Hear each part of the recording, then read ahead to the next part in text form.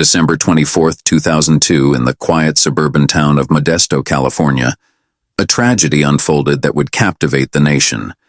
Laci Peterson, a 27-year-old woman, was 8 months pregnant with her first child, a son named Connor. She was a woman who had everything: a loving husband, a promising future, and a beautiful life ahead. But in the blink of an eye, everything was taken from her. Laci Peterson disappeared on Christmas Eve, and by the time her body was found months later, the horrifying truth surrounding her death would make us question everything we had believed about her husband, Scott Peterson. This is the true story of Laci Peterson's murder. The case shocked the community, captivated millions, and has remained to date a contentious subject. It was December 24, 2002, when Laci Peterson was last seen. The morning was like any other. Laci was at home with her husband, Scott Peterson, in their quiet Modesto home. It was Christmas Eve, and Laci was making last-minute preparations for the holiday season.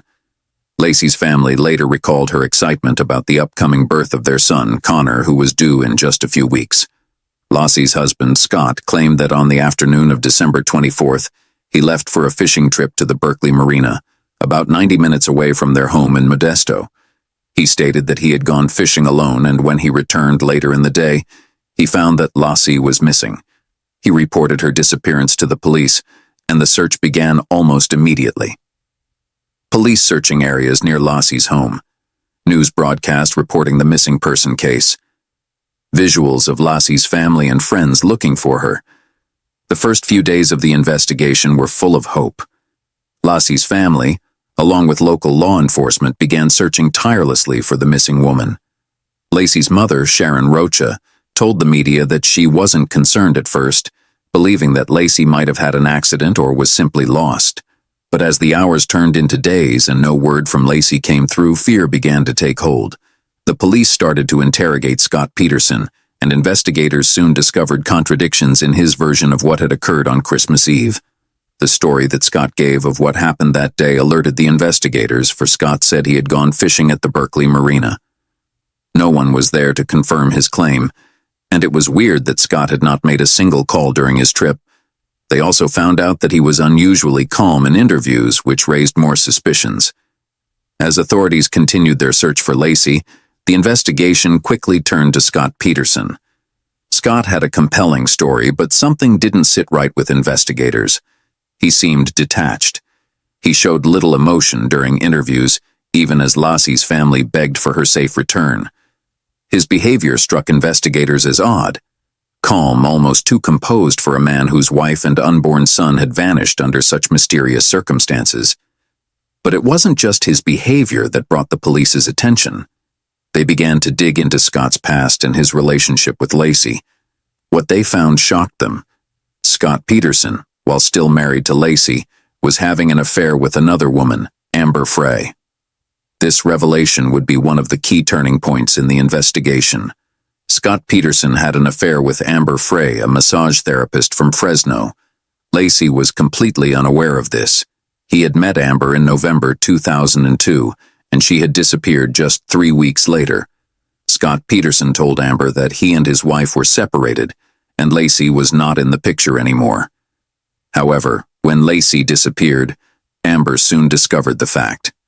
Scott was not separated. He was married, and his wife was pregnant with their child.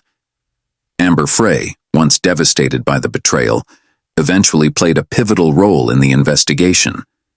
She cooperated with authorities and secretly recorded conversations with Scott, where he lied to her about his involvement with Laci's disappearance. The tapes revealed Scott's deceitful behavior and provided crucial evidence that he had been hiding the truth from not only Amber, but also the authorities. Week followed week in search. Suddenly, on the 24th of January 2003, came the miracle news. Laci and the unborn baby son Connor Peterson were found in water of Berkeley Marina, miles apart where Scott was fishing. Close to his place, their bodies by a fisherman. It was again a heartbreaking scene with this case also. Laci's body was discovered on the shoreline, and Connor's body was found nearby, floating in the water. The discovery of their bodies made it clear that Laci had been murdered, and investigators quickly focused on Scott Peterson as their prime suspect. While the authorities initially struggled to determine the cause of death, forensic evidence soon revealed that both Laci and Connor had died under suspicious circumstances. On April 21, 2003, Scott Peterson was arrested for the murders of his wife, Laci, and their unborn son, Connor. The case had become a media sensation, and public opinion was already highly leaning toward Scott's guilt.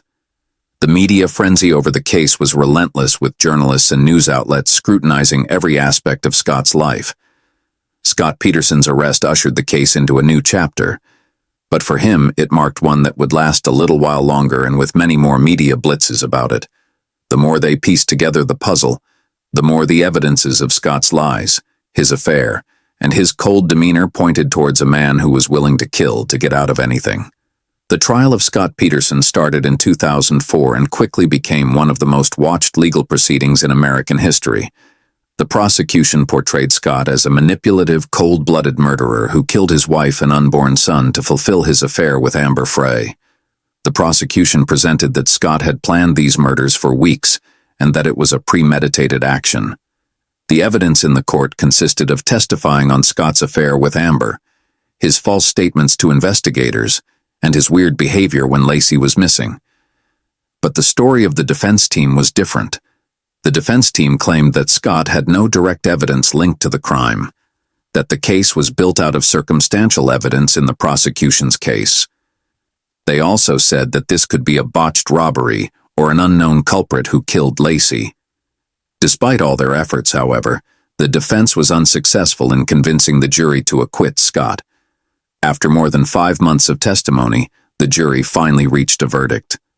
On November 12, 2004, Scott Peterson was convicted of 2 counts of murder: first-degree murder for Laci's death and second-degree murder for the death of their unborn son, Connor. The verdict was a moment of relief for Laci's family, who had endured months of uncertainty and heartbreak. The trial had been a long and painful journey for all involved.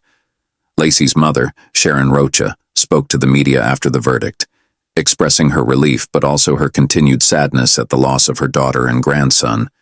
Laci's death had left a permanent hole in the lives of her family and friends, and the conviction of Scott Peterson did little to heal the wounds. Nevertheless, Scott Peterson's case didn't come to an end with this judgment. It was in 2020 that California's highest court overturned his death sentence. The jury selection process contained errors, they declared. The decision to overturn Scott Peterson's death sentence was enough to revive the heated debates over whether Scott Peterson was indeed guilty of murdering his wife, or if media influence had tainted his conviction, as well as the legal processes that had been carried out. Scott Peterson is still in prison and appealing his conviction. Many questions are left unanswered, with the case being officially closed. Was Scott Peterson a cold-blooded murderer, or was he a victim of a flawed justice system? It is over 2 decades since Laci Peterson was killed, and her death still haunts the American public. The case itself serves as a grim reminder of the dangers of deception, betrayal, and how some people will go to great lengths for personal gain. It is a tragedy that left behind not only a grieving family, but also left an entire nation in shock. Though Scott Peterson may eventually find himself free of a death sentence, Laci Peterson and her unborn son Connor will never be forgotten. Their lives were taken far too soon, but their memory lives on in the hearts of those who loved them, and in the lessons we learn from their story. What do you think? Was Scott Peterson guilty of a cold, premeditated murder, or is there more to this case than we know? Share your thoughts in the comments below, and don't forget to like, share, and subscribe for more true crime stories. Thank you for watching, and remember, justice is often far more complicated than we think.